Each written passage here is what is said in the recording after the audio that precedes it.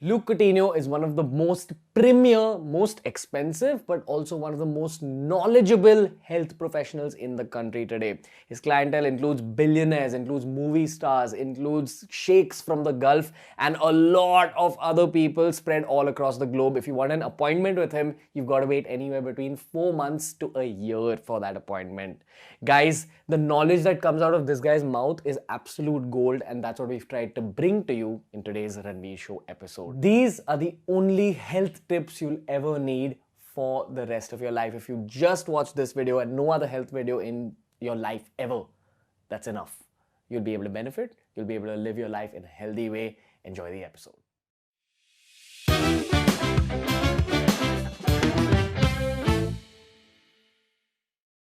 Welcome to another episode of the Ranveer Show, another one of my huge mentors, Mr. Luke Coutinho. How are you doing? Brother, thank you again for being on the Ranveer Show. It's good to be back. We're going to do a super fast health guide for the youth in this episode. We're just going to go over some basic changes that the youth can create in their own lifestyles. And who better than yourself, the premier health expert of the country. Guys, if you try actually booking Luke out for like a health consultation, a diet consultation, you'll have to wait like 3-4 months. So this is like a huge deal. Just listen to the entire podcast. We're going to go over things like fasting, intermittent fasting. We're going to go over the correct way to sleep, the correct way to eat, the correct way to exercise. We're going to talk obviously about meditation and mental health as well. Please watch the entire episode. But right now, let's get started. Firstly, Luke, thank you for being on the Ranveer Show again. You're most welcome.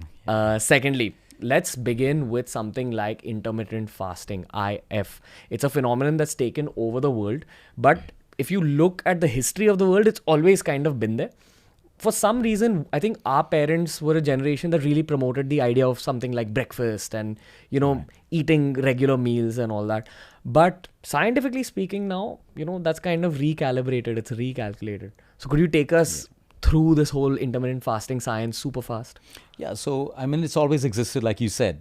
There's a fasting mechanism built in the body and a feasting mechanism. Okay. So if we go back to evolution, I want the youth to understand today that we need to think with our own minds, not based on what we've learned. We have a lot of unlearning to do. Like, for example, breakfast was not designed by us. It was designed by breakfast cereal companies. Yeah, propaganda. Yeah, to make us, have breakfast cereals. So you create breakfast. It's not needed. Most people genuinely don't feel hungry in the morning. Okay, and intermittent fasting is great. It is the most inexpensive, the cheapest, the free way to attain not just great weight loss, but to boost your immunity, inflammation, your skin, your hair, everything. It's taken care of when you fast. It also improves your sleep, right? Everything. Your sleep as well. You sleep deeper. All our patients who are on intermittent fasting, they say, Luke, we don't need our pills anymore. We're sleeping better automatically. And this isn't a fad, but people make it a fad. So people have put themselves in a box, 16-8. And I'm like, why 16? Why not 15? Why not 20? So As in 16 hours of fasting and 8 hours of the minimum for all the benefits we're talking about is something as good as 12 hours. Okay. Which actually we're already doing it. Yeah. So figure, we finish our dinner at 8 o'clock at night. We eat our breakfast at 8 o'clock in the morning. We are already 12-hour fasting. Got it. Now, if you're not hungry at 8 o'clock, push it on to 9. Got it. Push it on to 10. Push it on to 11. But don't compare yourselves to who's doing 18, who's doing 21. Follow your body. Yeah. Intermittent fasting doesn't have to suit everyone. If it doesn't suit you, don't fast. Okay. It's not everything. Why do you say that? Yeah, some people, what happens is their metabolism is different. Okay. Some people are highly diabetic. Their sugar levels fluctuate. Okay. But most people, as kids, when we grew up, we were not hungry. Our parents had to force us to eat breakfast and stuff. Because what happens after a good night of sleep, the body is still in detoxification mode, elimination mode. So we stop the elimination mode the moment we start eating. So when we get that physical craving for hunger, that's the time the body is asking you, feed me. But if we've not yet gotten it, don't eat. Got it. And intermittent fasting, you'll find it in Islam and Hinduism and the Bible. Every religion talks about fasting as a way to maintain not just physical health, but emotional and spiritual health as well. It's a cleanse for your physical body and your mental body. Your mental body. So speaking about IF again, is it true that if you fast longer, it's got bigger benefits for you? Like some people say that, maybe like a weekly 18-hour fast, like once a week, helps your body. Is that true? See, it's not necessary, Ranveer. Everyone is different. Okay. I know people who fast every single day. I know people who do a 1-day fast in a week. I know people who fast once every 15 days. And each of them have their own benefits that they derive from it. The people who have made it a fad and they do it every single day blindly, not listening to the body. See, a simple thing is your today is going to be different from tomorrow. Like tomorrow, if I have a lot of mental work, a lot of, stress and stuff, my body is going to ask me for food. Yeah. The more I think, the more calories I need. Yeah. So every day is going to be different. So the idea is to listen to your body. If I am not hungry, don't eat. If I'm hungry, eat. So we shouldn't put ourselves into a box. That's when we make intermittent fasting into a fad diet. Yeah, 100%. So today, the West has said that, in intermittent fasting, you can have coffee. Now, why? Because everyone's addicted to coffee. But let's logically think. A fast means just water. The idea is to shut down the digestive system. Now, if I put coffee into an intermittent fast, one is we know coffee is highly acidic. Two is coffee is a stimulant. Why would you put a stimulant and something acidic into a body that's cleaning itself? Wow. Okay. So you see, no religion talks about these things. So I always tell people, if you're doing fasting, do it the right way or don't do it at all. It's okay. Got it. But don't feel left out because everyone's doing it and you can't do it. To each his own. What do you do when you're feeling hungry through your fast? I don't. You just drink water. Okay. And the beauty is, once you've got through 1 or 2 days of this 12 hours or 13 hours, your body starts changing, the physiology changes. And on the third day, you don't want to break your fast. Like I remember the first time I ever did this, first 2 days, incredibly difficult. Like by the end of my fast, I was like, okay, I'm feeling so weak. Third day was fine. You're fine. Yeah. So we got to work towards that. You're changing, you're retraining the human body. Yeah, and for that, it takes a little bit of time. But once you realize you have the power to fast, I can't tell you, we've got thousands of people around the world today who no longer need a diet because they've mastered fasting. So it takes care of every aspect of your body. And of course, we got to be careful, a kidney patient, people who have fluctuating sugar levels, you do it under supervision. It's great. It can even take care of those problems. Today, our chemo patients fast. And the oncologists are, look, what are you doing with your patients? There was no nausea. Their WBCs are looking better. The only thing they did, they fasted. Wow. You boosted their own immune system, relaxed inflammation. So we tell people, do it wisely, make an informed judgment and do it. This is one of the best examples of the body being a healer for itself. No one heals. No doctor heals. We don't heal. We enable the body to heal. And then your intelligence of the body takes over. And intermittent fasting fixes that intelligence. 100%. It helps your body harness the intelligence, and it does the work that we human beings are trying to do. We're not even reached close to the intelligence of the body to do that. What can a young person expect from the world of intermittent fasting? Like if they take it up, what are the changes that they'll see? Like a college kid? I think the first thing is they're going to see a dramatic increase in their energy. Their energy will soar to the top. Okay. Two is they'll find that their appetite for stimulants and sugar and junk automatically reduces. You see, today it's easy for us to tell people don't have junk food. It's difficult because junk food is designed to excite your brain. It's an addiction, okay? But when you intermittent fast, what happens is your body gets so clean, you start running on cellular energy, which is what we're supposed to run on, not on caffeine, not on stimulants. It's good. Have a cup of coffee too. That's great for you. Cellular energy, you mean your body breaks down its own internal energy stores and starts using mitochondria. Okay. Every cell has tiny little factories in that breaks down ATP. ATP is an energy molecule. If that is compromised, we're fatigued no matter how much we work out, how well we eat. So your mitochondrial health, intermittent fasting and mitochondrial health is directly connected. For those of you who don't know, mitochondria is considered the powerhouse of every cell. So it's basically like the mini power plants of your body. So you're saying that if you take up IF, you're actually able to activate and stimulate your mitochondria. Your energy is insane. Insane. Like you have so much of energy to go through the day, physically as well as emotionally and mentally, which is what we all need. Two is your cravings for sugar and coffee and tea automatically cuts down. So you don't have to use willpower to fight an addiction. Got it. You automatically crave good stuff because your body's clean. A clean body craves clean stuff. Beautiful. A toxic body craves toxic stuff. 100%. Okay, so the next aspect I want to talk about when it comes to health is sleep. Something so simple. I remember the time I started taking my sleep much more seriously. I actually saw my entire life changing. So when I took up IF for the first time, actually, I realized, wait, I'm sleeping way better. And then my energy was up. My mental functions were just faster. So that's when I figured, okay, sleep's got this really crazy power to kind of emotionally heal you as well. The kind of stresses you feel at the office, at work. A good night's rest kind of just cleans everything up. So in terms of sleep, what are your tips for the youth again? So I think we have to understand that all healing happens in a state of complete rest. Okay. We cannot heal, repair, grow. Our skin's not going to get better. Our hair's not going to grow while we're awake. That only happens in a state of deep rest, which is your sleep. Yeah. And I understand the youth, we'll party, we'll do all of that. No one's stopping you from doing that. But the nights you're not doing that, you've got to go to sleep on time and you got to wake up. You got to get that deep sleep. It doesn't matter whether it's 6 hours, 7 or 8. It's the quality of sleep that matters. So why do they call it your beauty sleep? Because sleep is what makes you look great. Your skin rejuvenates, the glow that you have, your collagen. Today people pop collagen supplements. It's not bad, but your sleep can do the same thing. Yeah, 100%. So why are we complicating things? Yeah. That's why they call it your beauty sleep. Even something like your fat burning, All fat burn happens while you sleep, never in the gym. Yeah, It doesn't happen in the gym. You prepare the body, but the fat burn happens while you sleep. And I think today when human beings are the only species that compromise sleep. Wow. No animal, no bird, no one compromises sleep except human beings because, we take it for granted that, okay, I'll miss out on sleep today. We have phases in our life where our body supports us. We're teenagers, we have late nights at college, university, studying. We're supported. But as we start growing, we need to understand that, today I have teenagers in the age group of 13 to 16. They have focused on their sleep and they're better at their sports. They're better at creativity. And I ask them, are you missing out on your life? Like they say, absolutely not. We feel so good that we don't need so much of this material socializing to feel good anymore. We do it, but we don't need to make that as our main source of, happiness.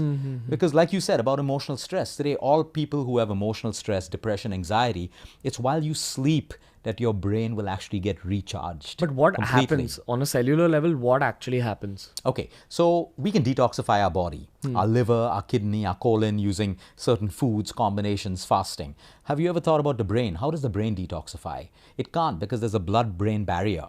Okay. When we sleep at night, the brain shrinks to almost 60%. It's called your glymphatic system. When it shrinks, it allows spaces between the cells and a cerebrospinal fluid to infuse and remove the toxins. Got it. So it's like a shower, It's like basically. a shower. So if you don't sleep, you wake up more brain toxic in the morning. Wow. That's why you feel fatigued. It's called brain fog. You need your coffee, your stimulants, because you've not detoxed your brain. It's like not detoxifying your body. We're not detoxed.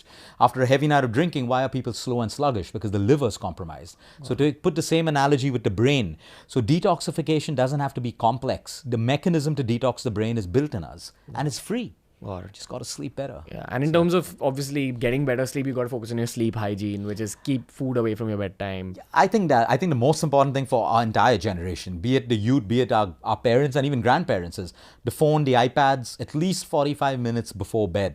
Cut it off. Yeah. That's bright light. That stops melatonin that puts us to sleep. Or we may fall asleep because we're tired, but it'll be a very light level of sleep. You see, there are cycles of sleep. We want to reach the deepest cycle where the magic happens. Yeah. So be on social media. I mean, do all of that. That's your phase of your life. Do it as much as you want during the day, but respect the sacred time before sleep. Yeah, 45 minutes to an hour before sleep, cut off all gadgets, basically, not social media, all gadgets, and you will sleep better. 100%. You will sleep better. Okay, Luke, now that we're talking about mental rejuvenation through sleep, we've also got to talk about the biggest health revolution of the coming decade, which I feel is meditation. It's something you and me have spoken a lot about. We're big meditators ourselves. So I've actually spoken a lot about meditation on the channel, but I want to hear it from you. I want to hear it from a biological perspective. What really goes on in your mind, in your body, when you're sitting for that 15-20 minute meditation session every day? Okay. So I think every time we begin to meditate or even sit in silence, no matter how chaotic our mind is, our cells relax. This is triggered off by a hormone called cortisol. Okay. So cortisol, when it's lowered, we move into the parasympathetic nervous system, which is rest and digest. So meditation doesn't have to be complex. Most of the people around me do it wrong. They close their eyes and they try to stop their thoughts from coming. And that's where you fail. Your job is not to stop the thoughts from coming. You can have all the thoughts going on, just be aware of them and keep coming back to the breath 10 times, 15 times, 20 times. You're already meditating. Yeah. People wait for peace to come. Yeah. The objective of meditation is not peace. The objective of meditation is that calmness so we can look inside ourselves. Observation. That's what brings us peace. Because if we're meditating to find peace, once your meditation is over, then what do you have? Reality again. 100%. So the idea is to introspect. So like when I meditate, when I get our patients to meditate, we want to look inside and see what can we not accept that's going bad in our life? You know, any negative emotion. Why is it difficult for us to accept or let go? I think the magic words are acceptance and letting go. Yeah. So if you think of any problem that you have in life, anyone, the youth, anyone, any problem that you have in life, if you can tag either acceptance or letting go to any of these problems, it is no longer a problem. Now, acceptance and letting go, it's a very easy thing to say, but difficult to do.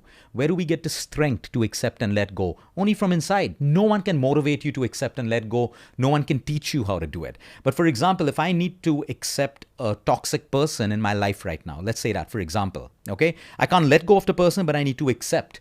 So I look inside, what is stopping me from accepting this person? It comes down to two things, my own ego or my own pride. Nothing else. Nothing else. That person is being the way he or she knows is the best way. But I have the issue of accepting him because pride. Oh, why should that person behave that way? Oh, no, that person can't behave there in front of me. I'm Luke. For example, ego and pride. So when I meditate, I understand this. And then I realize that if this person is no longer going to be stressful in my life, I got to either accept or get the courage to let go. Yeah. And that comes only from inside. 100%. So any stress in life, today everyone has stress. People are trying to get rid of stress. You don't get rid of stress. You learn how to take stress through acceptance and letting go. So meditation is the first step that helps us. And then you go deeper and deeper. So a lot of people run off to the mountains to meditate, and it's good, but we have to be truthful to ourselves and understand that you can meditate in the middle of the most crowded city in the world. Yeah.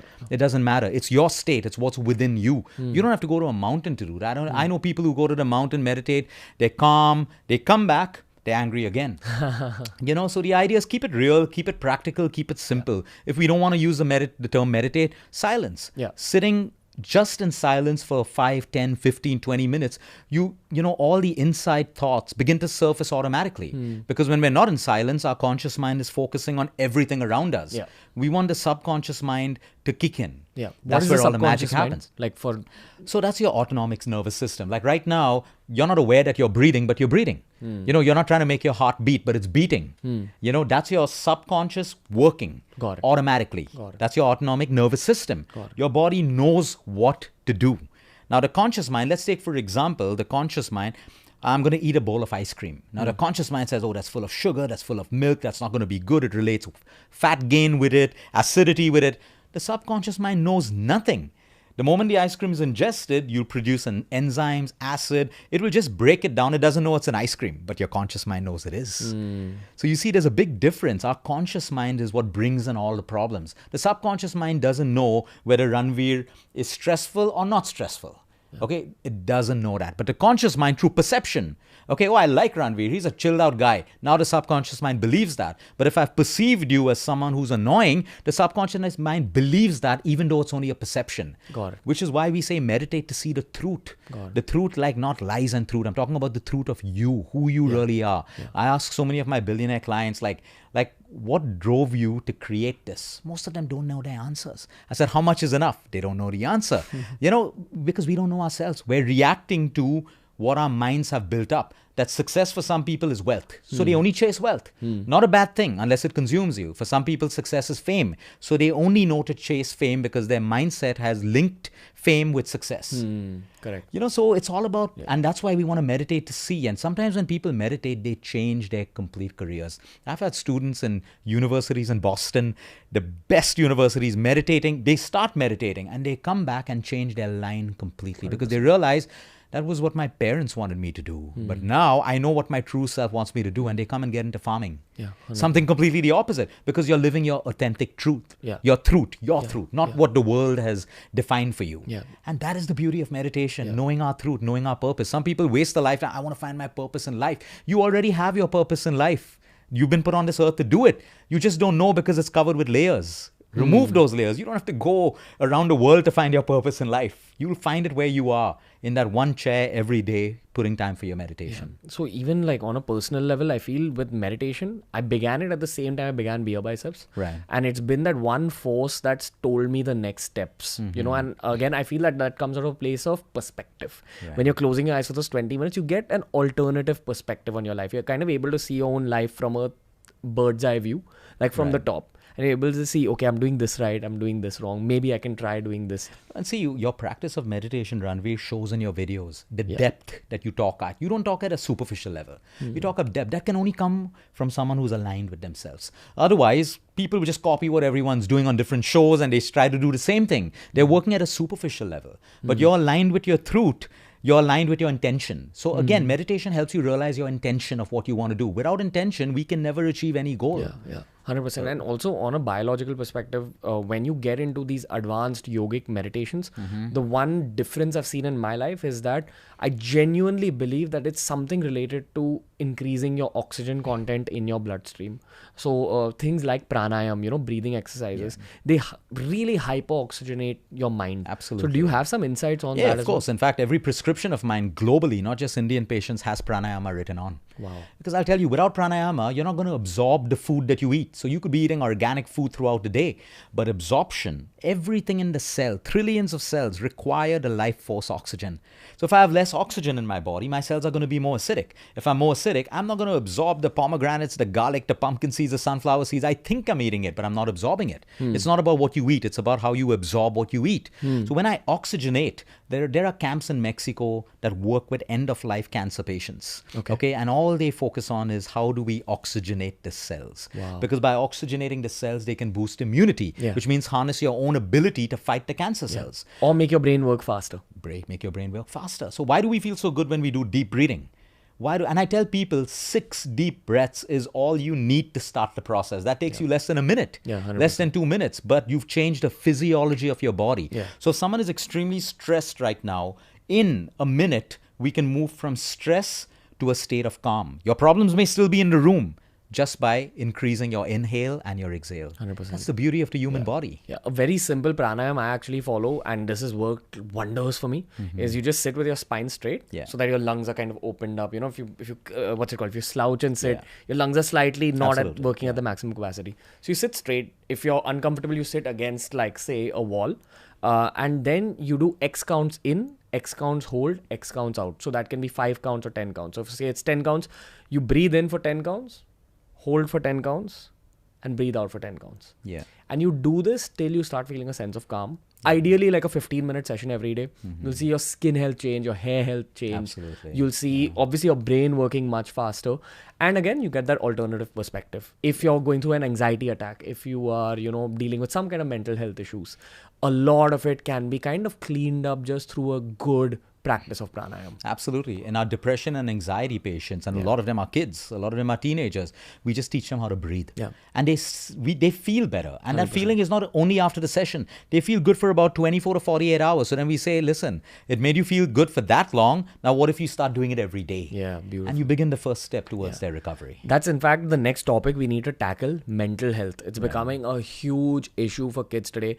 There's 2 primary reasons, I believe. One is lifestyle choices. There's too much processed food, too much junk out there, lot of smoking cigarettes, lot of smoking weed, lot of overconsumption of alcohol, binge drinking. The second factor, and I hate saying this, it's social media. Right. I've built my entire career on social media, grateful. I'm very sensitive about who I personally follow on social media as well. I only follow positive accounts, but in saying that, there's a lot of negativity out there. And it's not just like, unpopular negativity. Like there's a lot of popular negativity out there. People putting out things like nihilism, which is the concept of believing that life is meaningless. Correct, and things like that. So if you're telling a 13-year-old or a 16-year-old, listen, man, life is meaningless, obviously there's a higher chance of them falling into some kind of a mental health situation, a bad situation for the mental health. So speaking about mental health, Luke, I just want your quick opinions and your quick solutions, like how can, like, say a teenager watching this dramatically improve their mental health? Because I also believe that mental health is the core requirement of a successful career. Absolutely. Mental health is everything. Everything starts with a thought. Think about it. If you're feeling sad right now, it started with a sad thought. If you're feeling happy, it started off with a happy thought. So everything starts in the mind. We have to accept that. Yeah. Number 2, every teenager needs to understand right now, okay, the fact that where there is positivity, there will also be negativity. Where there's happiness, there'll be sadness. Where there's the sweet, there will be the bitter. It's the yin and yang. It's going to be except that number 1, every day is not going to be a good day for you. Yeah.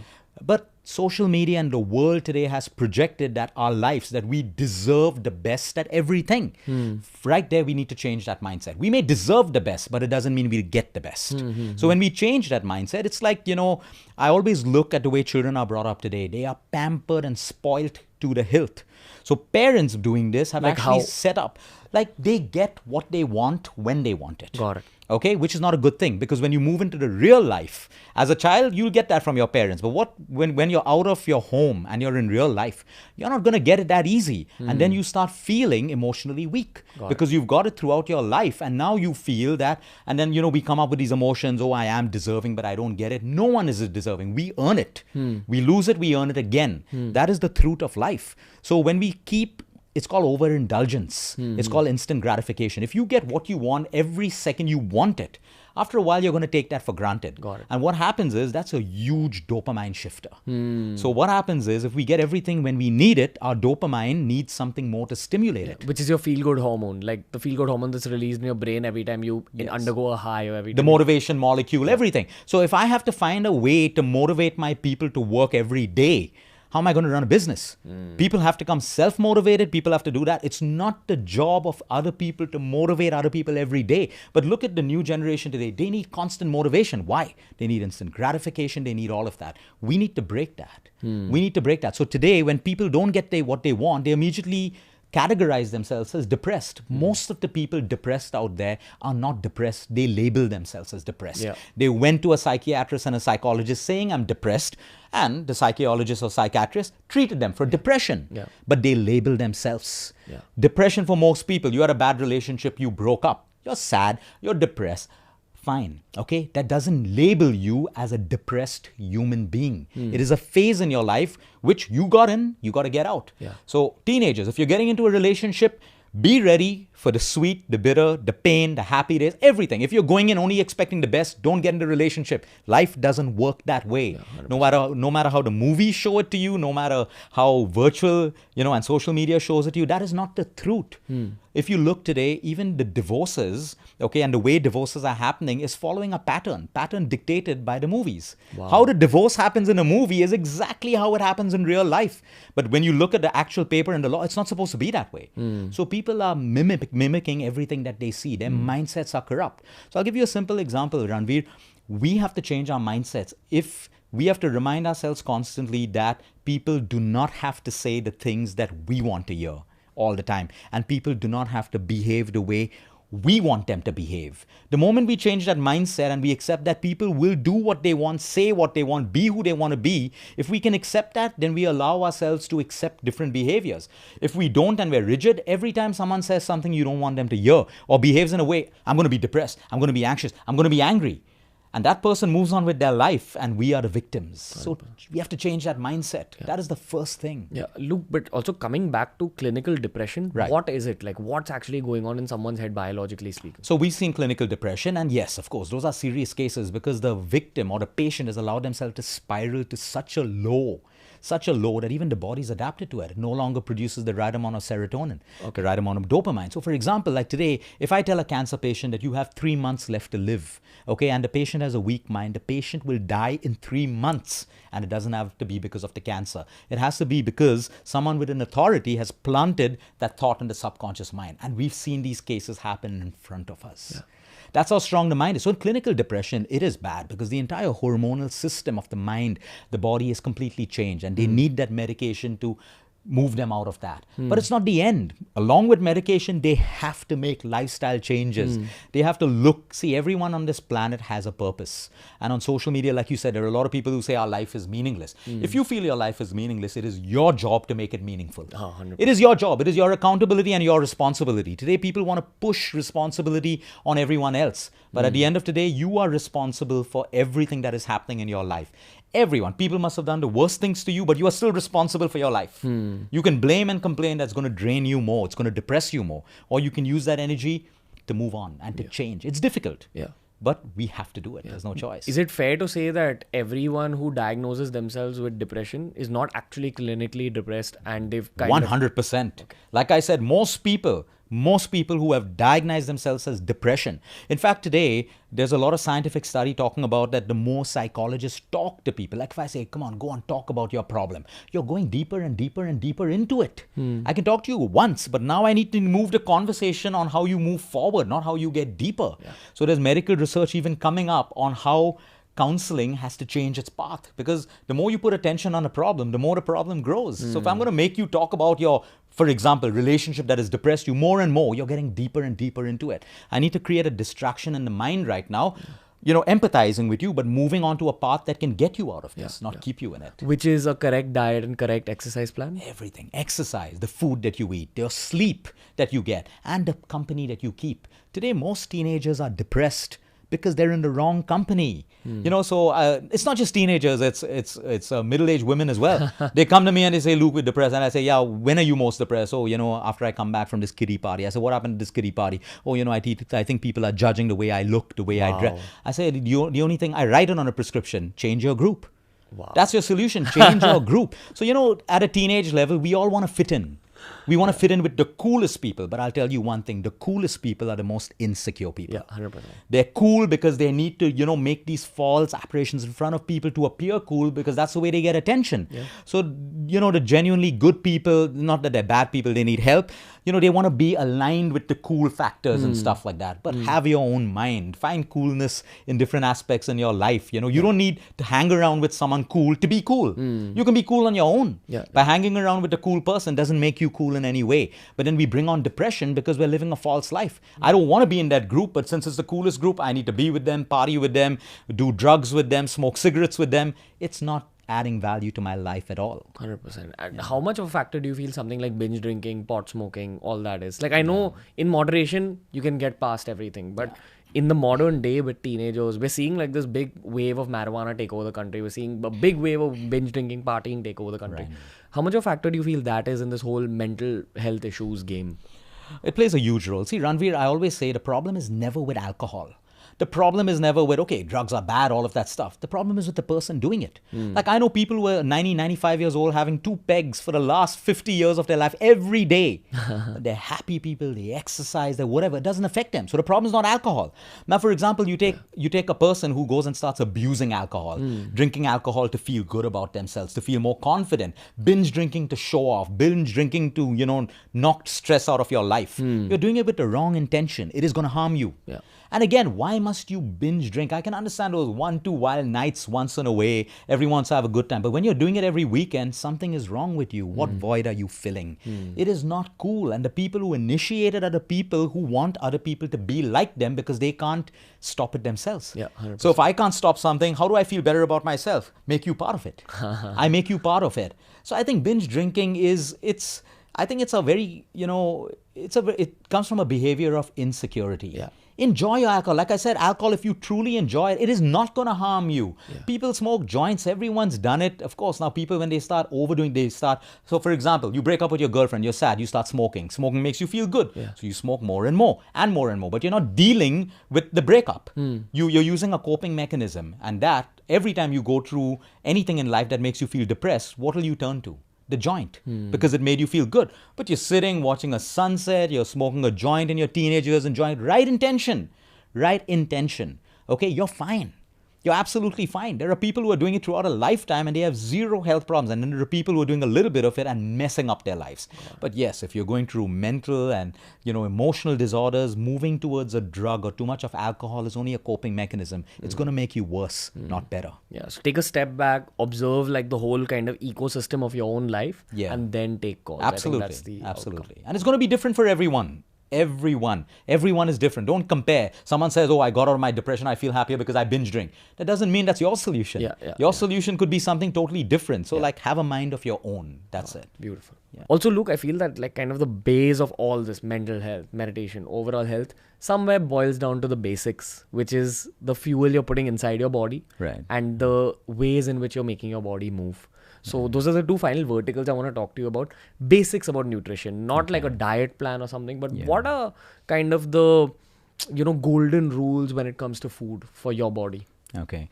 So I think, the main thing is like people love food. Okay. The problem is not with food. The problem is how we eat it. Yeah. we eat too much of it. So overeating is a big problem.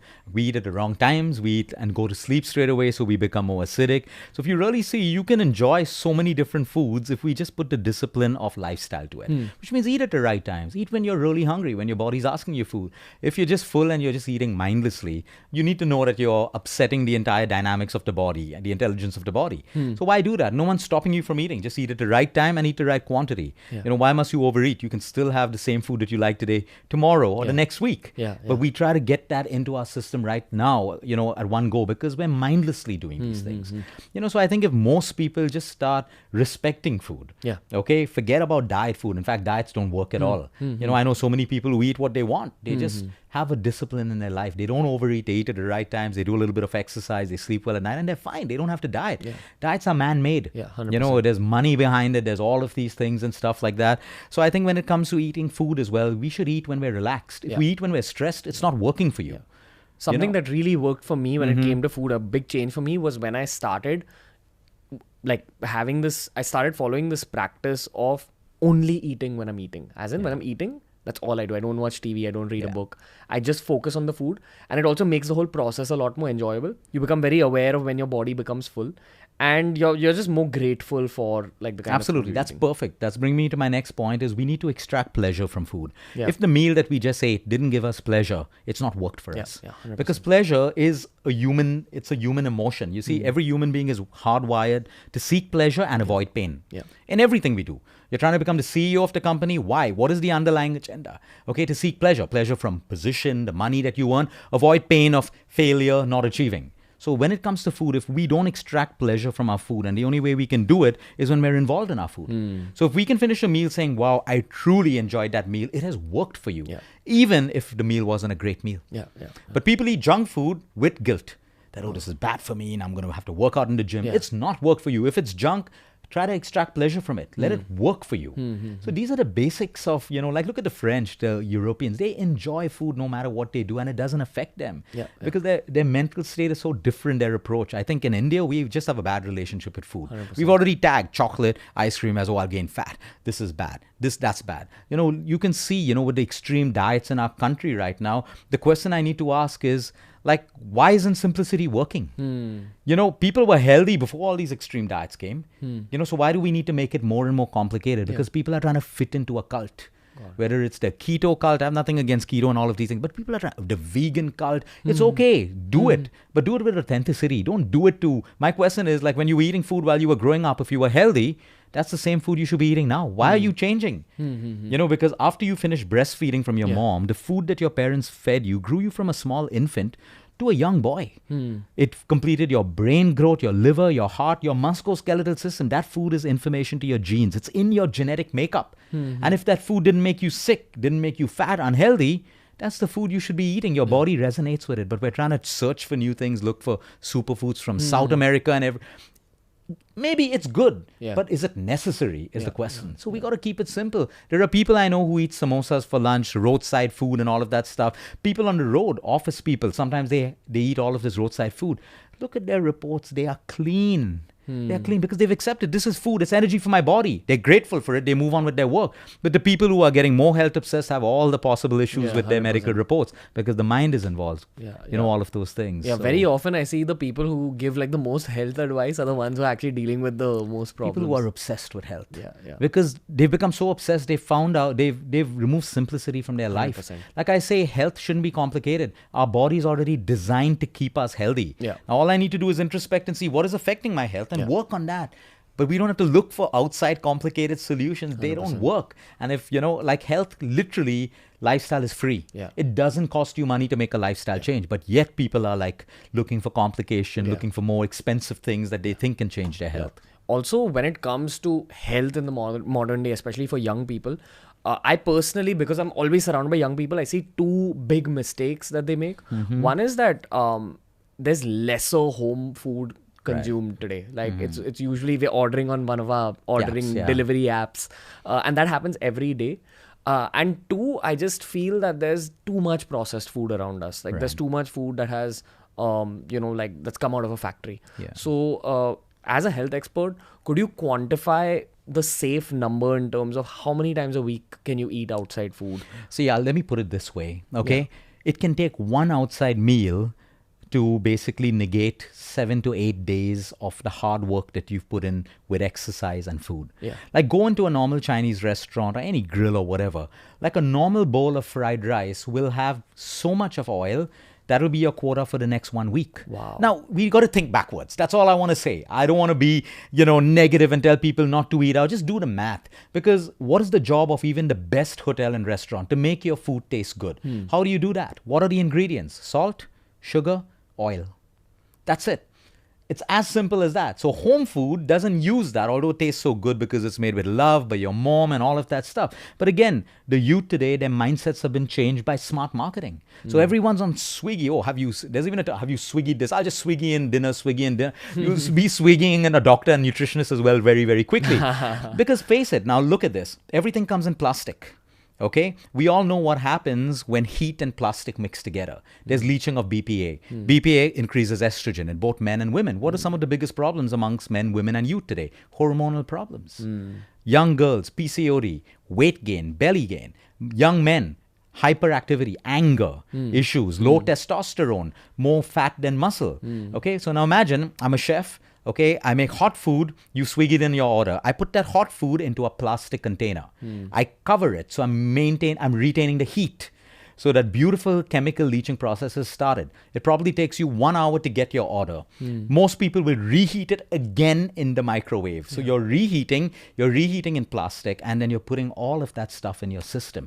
Now I understand some people need to, it's a convenience food. But if we really get into that effort of really getting a tiffin service, a tiffin service comes from someone's kitchen. Okay, maybe it's not that fancy, so you may not want to put it up on Instagram and stuff like that. But the truth is, what are we feeding ourselves? 100%. So maybe once or twice in a week, yes, try to get better. But if you think you're eating healthy or you think this is adding to your health, no, it's only slowly leaching health out of your system. 100%. So personally, the system I follow is like about twice, maybe thrice a week I'll eat outside. Yeah. And the rest of it, I try focusing a lot on my fruits, on my vegetables, on my fresh food. And because obviously I lift weights, I have to get protein in. Correct. So a bit of paneer, a bit of egg white. I have like a couple of plant protein shakes that actually you've recommended. And I have a lot of nuts, a lot of fresh food. That's been working for me. Yeah. I do end up going slightly high on my calories because I need to maintain a certain amount of muscle mass. And I back that up with a lot of physical exercise. I'm in the gym at least thrice or 4 times a week. Good, decently heavy workouts. And one thing I've added into my life, and this is the final module we're talking about, is sport. Oh my God, it's such a beautiful thing. And sport doesn't just mean football or cricket. It can even mean dance or, anything any physical movement that you really enjoy that also actually strains your system in a positive way. So, coming to movement finally, I feel that, how people go like, hey, you know what? 80% of your health is your diet and only 20% is exercise. So I'm not going to exercise. I'm just going to focus on my diet.